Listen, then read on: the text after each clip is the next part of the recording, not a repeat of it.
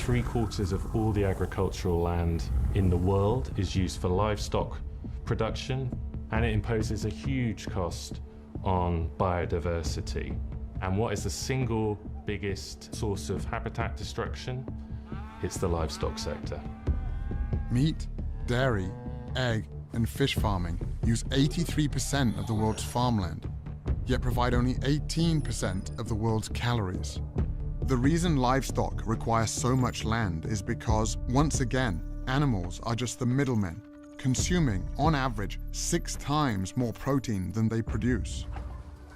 With more than 70 billion animals consumed globally each year, growing animal feed requires vast amounts of land, making it one of the leading drivers of deforestation.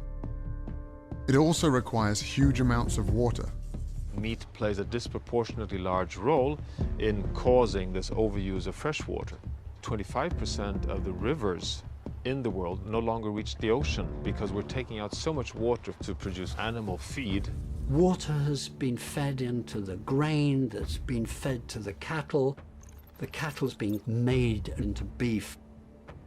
One hamburger is 2,400 liters of embedded water. That's a heck of a lot of water.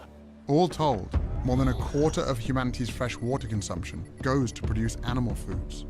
And it's not just water depletion that's an issue, it's also water pollution.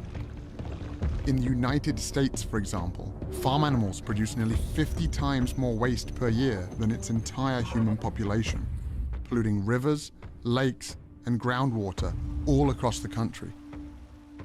The livestock sector is responsible for 15% of global man-made emissions. So to put that in perspective, that's about the same as all the emissions from all the forms of transport in the world, all the planes, trains, cars, vans, and ships, all added up. Agriculture is not only the biggest culprit threatening the future for humanity on Earth, it is also the biggest and most important silver bullet to a solution. In the US, where meat consumption is 3 times the global average, shifting away from an animal-based diet would reduce agricultural emissions by up to 73% and save 1 million liters of water per person per year. Globally, this shift would free up a total area of land the size of Africa, taking pressure off many of the world's most endangered ecosystems and species. The message is overwhelming, both for public health and environmental reasons. The more plants you can eat and the less meat and dairy you can consume, the better.